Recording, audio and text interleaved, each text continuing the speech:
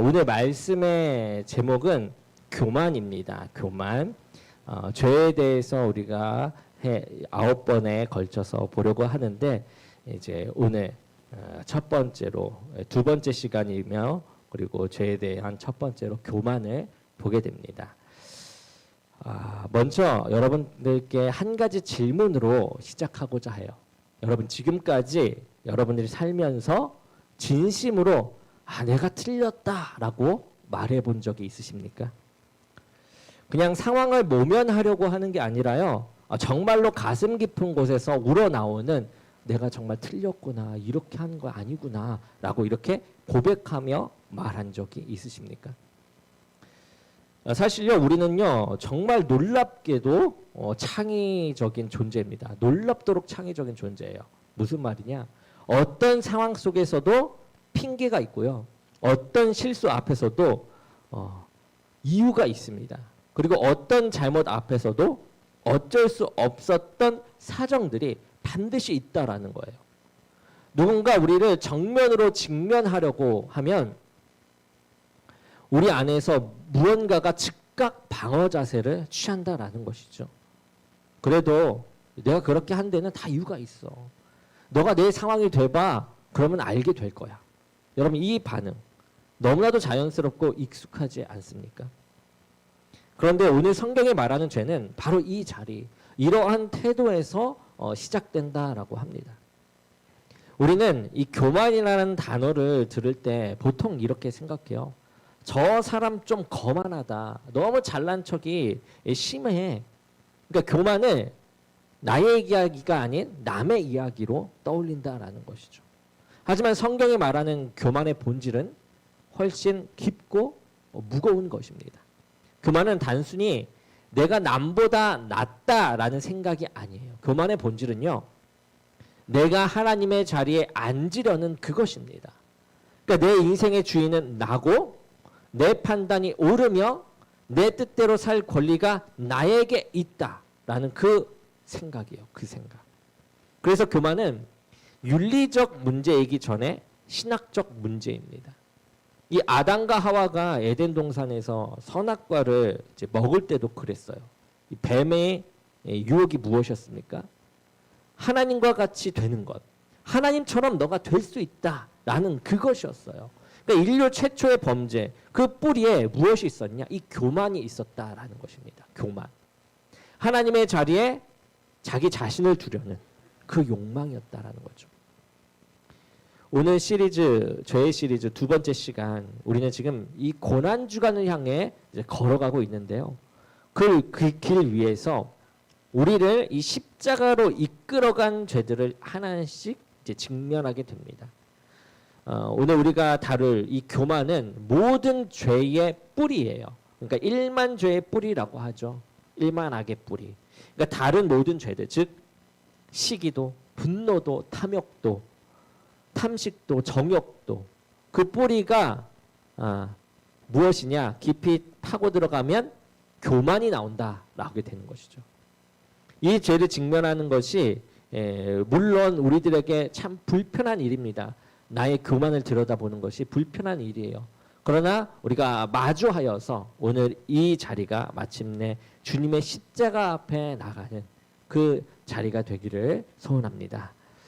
자, 이제 한 사람의 이야기로 시작하려고 합니다. 그 사람은 바로 사울이에요. 사울. 우리가 잘 아는 다윗 이전의 최초의 왕, 이스라엘 최초의 왕이었던 이 사울입니다. 처음에는 정말 겸손하게 시작한 이제 왕이었죠.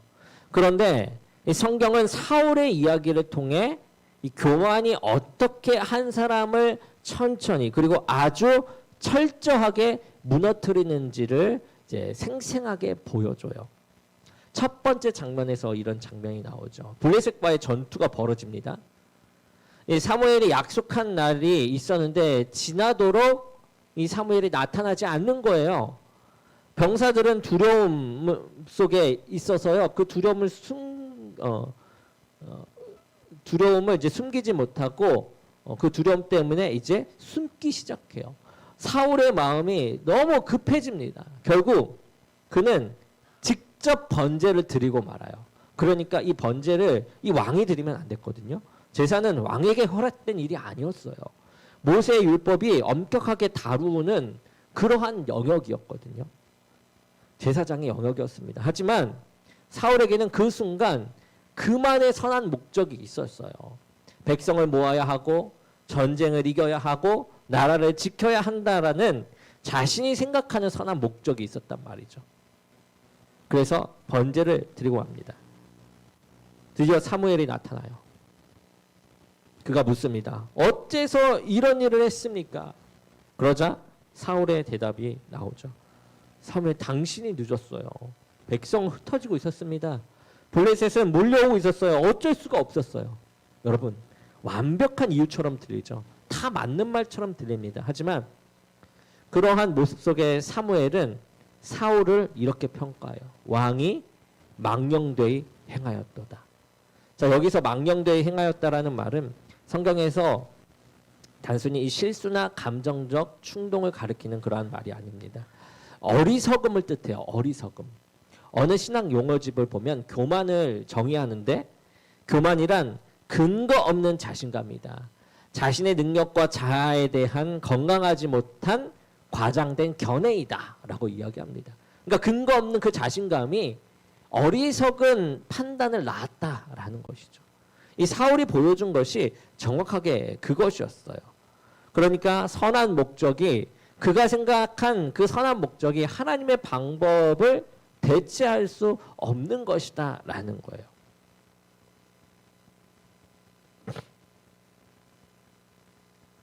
그래서 여기 보면 성경에서 이 장면에서 아주 작지만 결정적인 장면 하나가 기록되어 있는데 사무엘이 사울을 찾아갔을 때 사울은 이미 자기를 위한 이제 기념비를 세웠다라는 거고 승리의 기념비를 자기 이름으로 세웁니다. 겉으로는 하나님을 섬기는 척하면서 그 마음 안에는 자기 영광을 향한 욕망이 숨어 있었다라는 거죠.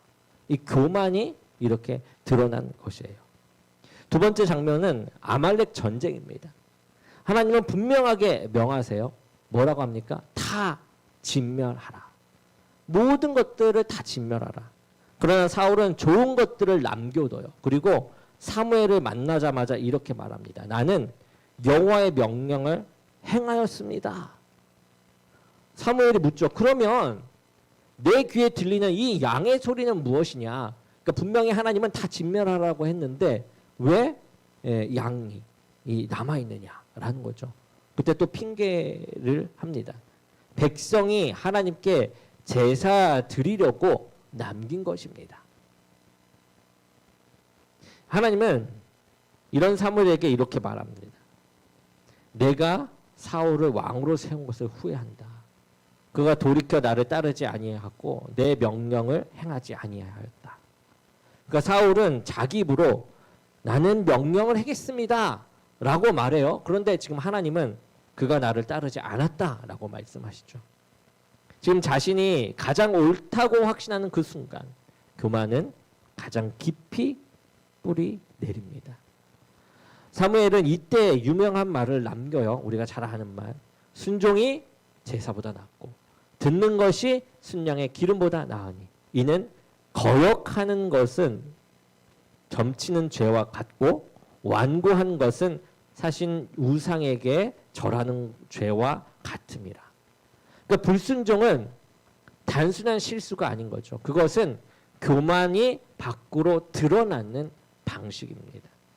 하나님의 말씀보다 내 판단이 옳다고 믿는 자가 취하는 행동인 것이죠. 그렇다면 사울은 특별히 나쁜 사람이어서 그런 것일까요? 왕이라는 이 권력이 그를 그렇게 만든 것입니까? 우리는 이 이야기를 들으면서 나는 저렇지 않아 라고 안도할 수 있습니까? 성경은 우리가 그렇게 안도하도록 내버려 두지 않아요. 바로 다음에 이 다윗의 이야기를 보여주는데 다윗은 사울 다음에 왕위를 물려받게 되는 사람이죠. 두 번째 왕이죠. 하나님의 마음에 합한 사람이다라고 불렸던 그 다윗인데요. 사무엘하 11장이요 보면 의도적으로 이 다윗의 절대 권력을 묘사하면서 시작을 해요.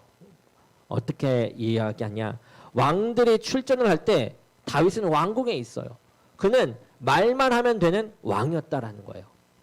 이제 낮잠을 자다가 일어나 지붕 위를 걷습니다. 그때 누가 보이냐? 목욕을 하고 있는 여인이 보여요. 사람들을 보내서 그 여인이 누구인지 알아보게 하고 전령을 보내 데려오게 합니다. 그 여인이 부하장수의 아내라는 것을 알아요. 알게 됐어요. 그럼에도 불구하고 멈추지 않고 그 여인에게 다가갑니다. 그리고 나서 임신이 되어버려요. 이 임신 소식을 듣고 이제 어떻게 합니까? 이 다윗의 생각으로 남편을 불러들이는 거예요. 남편과 동침하여 아이를 낳은 것처럼 꾸미려고 그랬던 것입니다. 그런데 생각처럼 되지 않아요. 계획처럼 되지 않아요. 남편이 이 전쟁을 하던 중에 왔기 때문에 전쟁을 승리해야 되는 그런 신실한 마음, 충성된 마음이 있어서 아내와의 관계를 맺지 않습니다. 그리고 전쟁터로 다시 나가려고 하죠. 그때 전쟁터로 보내는데 어디로 보냅니까?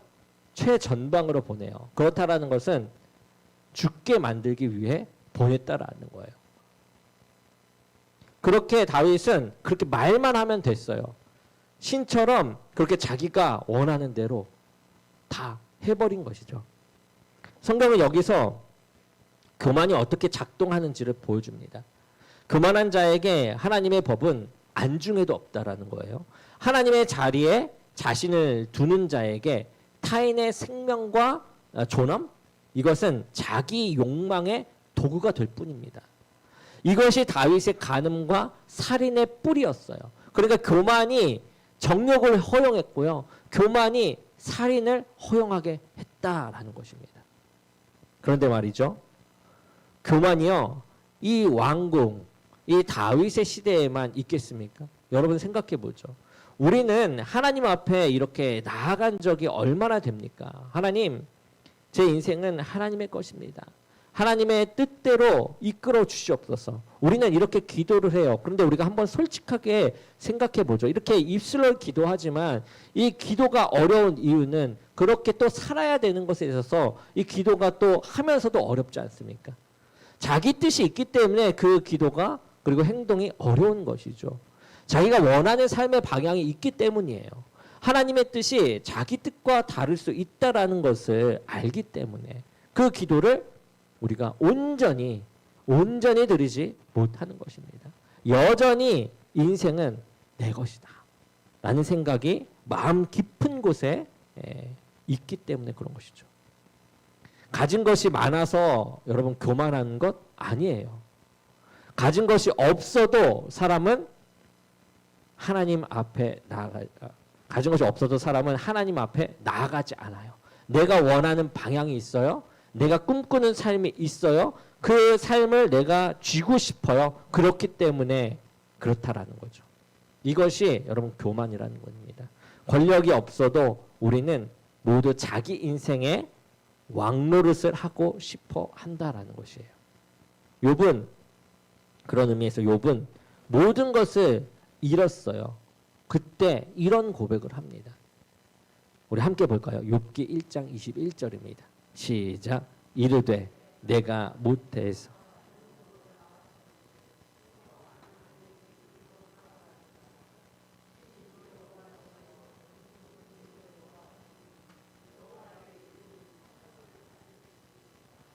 아멘. 자, 이러한 고백 기억하면서 또 시편 기자의 노래도 함께 볼 텐데요. 이 부분은 제가 읽어드리겠습니다. 주께서 내 내장을 지으시며 나의 모태에서 나를 만드셨나이다. 내 형질이 이루어지기 전에 주의 눈이 보셨으며 나를 위하여 정한 날이 하루도 되기 전에 주의 책에 다 기록이 되었나이다.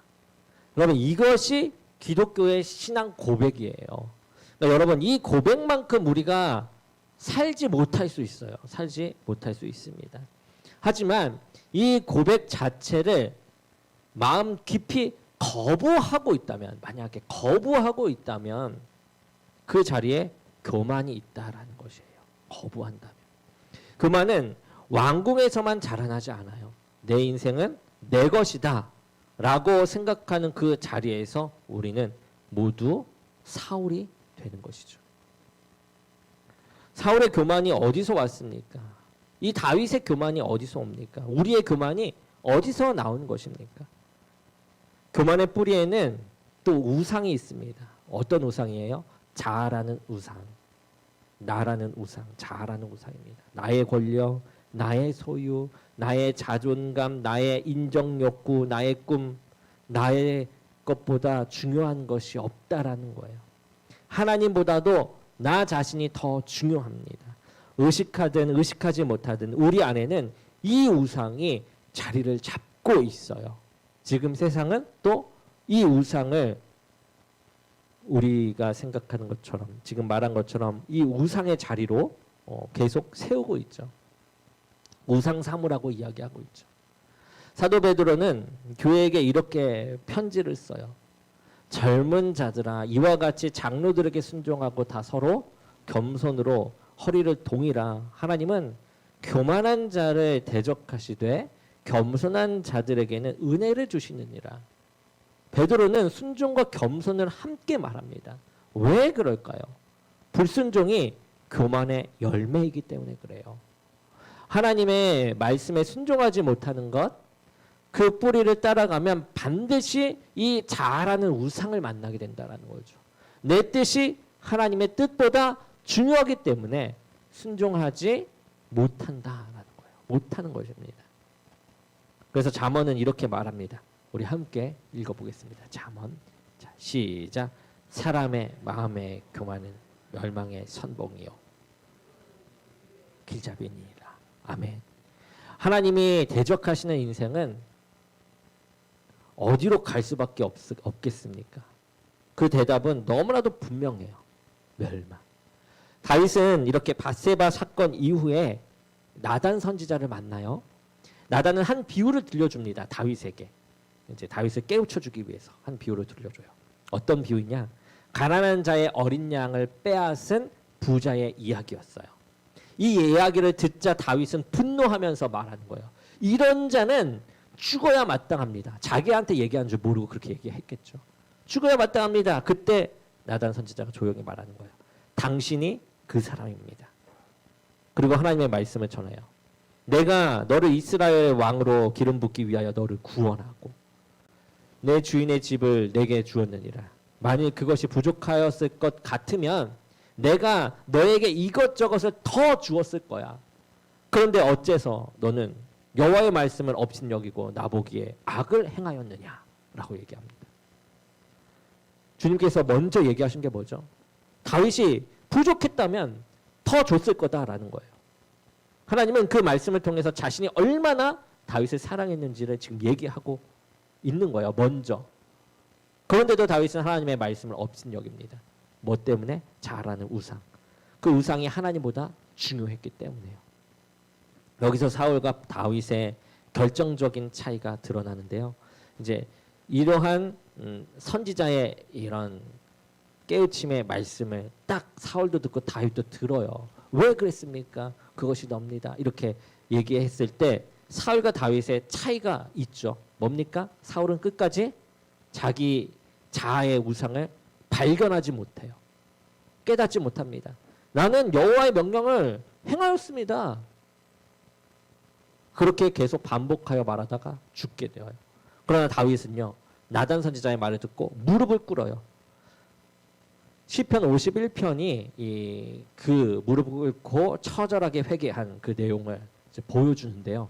우리가 몇 구절 함께 살펴보고자 합니다. 51편 보면 1절부터 4절까지의 말씀을 먼저 쭉 같이 읽어보겠습니다. 자, 시작. 하나님이시여 주의 인자를 따라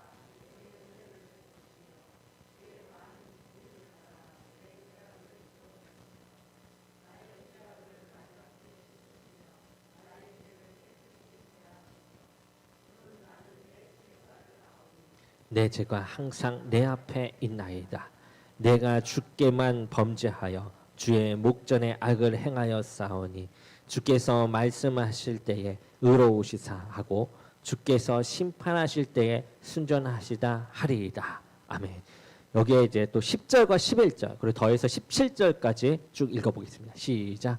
하나님이여 내 속에 정한 마음을 창조하시고 내 안에 정직한 영을 새롭게 하소서. 나를 주 앞에서 쫓아내지 마시며 주의 성령을 내게서 거두지 마소서. 하나님께서 구하시는 제사는 상한 심령이라. 하나님이여 상하고 통회하는 마음을 주께서 멸시하지 아니하시리이다. 아멘. 여러분, 이 회개는요, 내 안에 있던 자아의 우상이 드러나는 그 순간입니다. 1절에서 4절. 그리고 그것을 하나님 앞에 내어놓는 거예요. 그것이 다윗을 살렸다라는 거예요. 우상을 발견하는 것, 그것이 그의 구원의 시작이었습니다. 그의 구원의 시작. 나단이 다윗에게 던진 그 말이 오늘 우리에게도 들려와요. 당신이 그 사람이다. 그 사람이 바로 누구입니까? 나입니다. 그렇다면 이렇게 이 교만이 있는데 이 교만이 고쳐질 수 있을까요?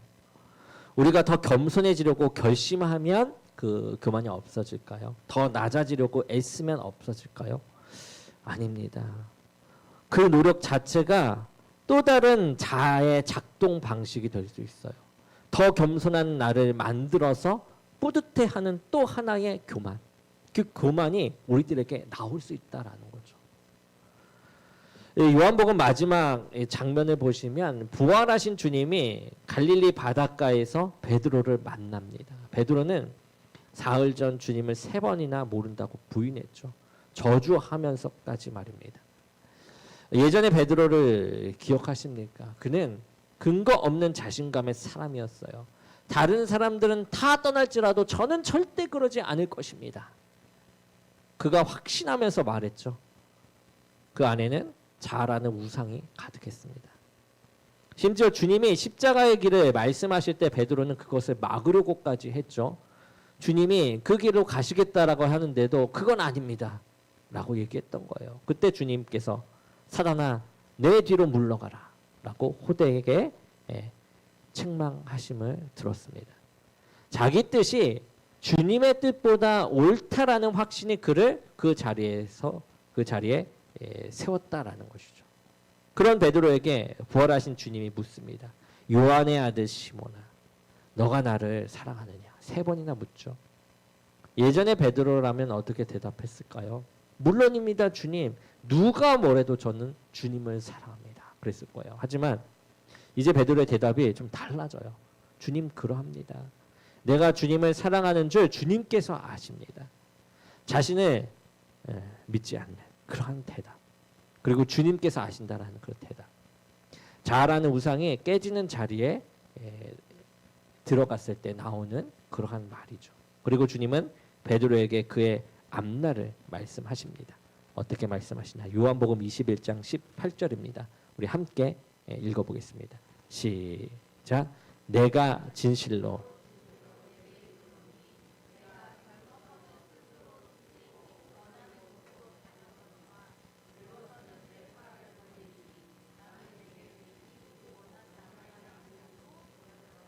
아멘.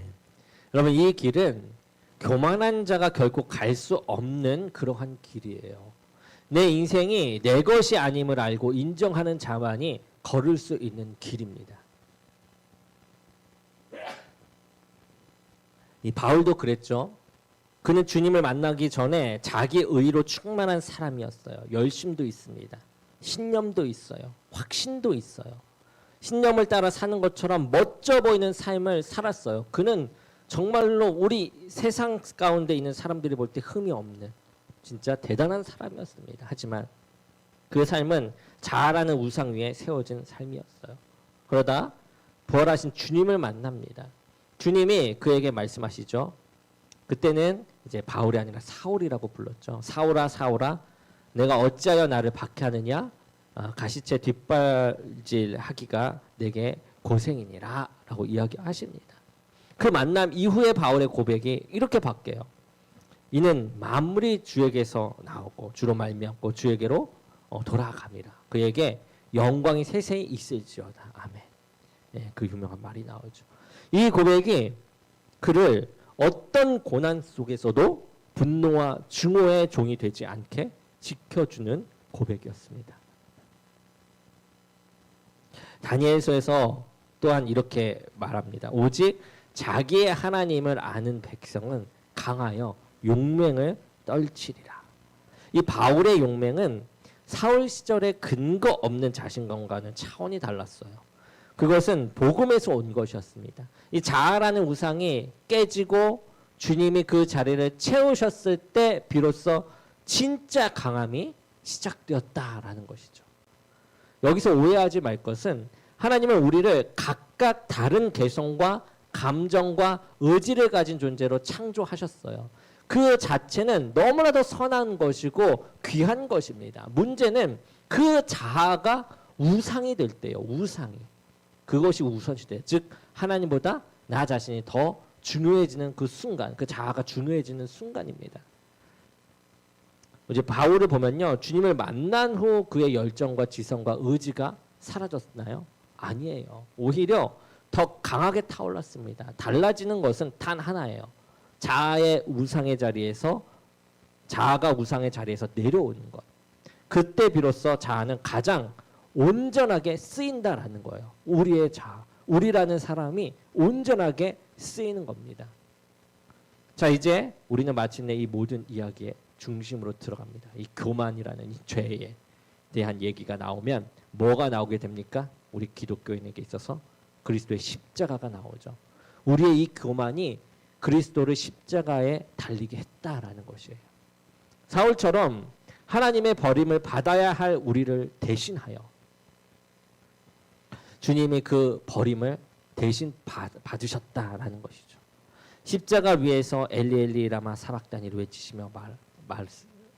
외치시면서 말이죠. 하나님과 같이 되려고 했던 이 우리의 교만, 내 인생은 내 것이다라고 외쳤던 우리의 그 교만, 당신이 그 사람이라는 그런 말을 듣고 마땅히 서야 할, 그러니까 죽어야 될 자리, 너가 그 사람이야 라는 말을 마땅히 듣고 그에 대한 처벌을 받아야 하는 그러한 자리에서 우리가 내려오고 주님이 대신 그 자리에 서셨습니다. 우리의 교만이 그분을 십자가에 못 박았어요. 그리고 그 십자가가 우리의 교만을 못 박은 것입니다. 이것이 교만을 치유하는 유일한 약이라는 거예요. 십자가가. 우리의 결심이 아니라, 우리의 노력이 아니라 우리를 위해 버림받으신 그분의 사랑, 그 복음이 자아라는 우상을 무너뜨린다라는 것이죠. 성육신하여 우리와 같이 되셨던 주님은 근본 하나님의 본체이셨으나 그렇게 하셨습니다. 실패한 아담의 자리에 오셔서 우리가 살아야 할 온전한 삶이 무엇인지를 몸소 보여주셨다라는 거예요. 보내신 아버지의 뜻을 행하기 위해 십자가를 지신 주님을 바라볼 때 우리 안에 자아라는 우상은 힘을 잃게 되는 것입니다. 복음은 단순히 죄 용서의 소식이 아니에요. 복음은 우리의 교만이 어떻게 치유되었는지를 보여주는 그 능력입니다. 이제 말씀을 마무리하려고 합니다. 사울은 내가 옳다라고 하다가 죽었죠. 다윗은 내가 틀렸다라고 고백함으로써 살았습니다. 이 두 사람의 차이는 능력이 아니었고 또 도덕성도 아니었어요. 복음 안에서 자아라는 우상을 내려놓을 수 있었느냐 없었느냐, 그 차이였습니다. 우리는 지금 이 고난주간을 향해 걸어가고 있어요. 이 시간 한 가지 질문을 품고 가시기 바랍니다. 나는 지금 하나님의 자리에 무엇을 앉히고 있는가? 나인가 주님인가? 겸손은 자기를 낮추는 심리적 태도가 아닙니다. 겸손은 하나님을 하나님으로 인정하는 신앙 고백이에요. 그리고 이 겸손은 우리가 만들어내는 것이 아닙니다. 우리를 위해 십자가를 지신 그분의 사랑을 알 때, 복음이 우리 안에 깊이 뿌리를 내릴 때, 그때서야 비로소 이 자아라는 우상이 힘을 잃게 된다라는 것이죠. 이 베드로전서는 분명하게 말해요. 겸손한 자들에게는 은혜를 주신다라고요. 여러분, 이 은혜가 교만을 치유한다라는 것입니다. 여러분, 오늘 이 자리에서 그분 앞에 무릎 꿇기를 바랍니다. 우리의 교만이 그분을 그곳에 십자가에 달리게 하셨어요. 그리고 그분의 사랑이 우리를 여기까지 이끌어 주셨습니다. 우리가 하나님의 자리에 자신을 올려놓으려고 했을 때도 주님은 오히려 우리의 자리로 내려오셨어요. 그 낮아짐이 우리를 살렸다라는 것이죠. 그 십자가가 우리의 교만을 이긴 것입니다.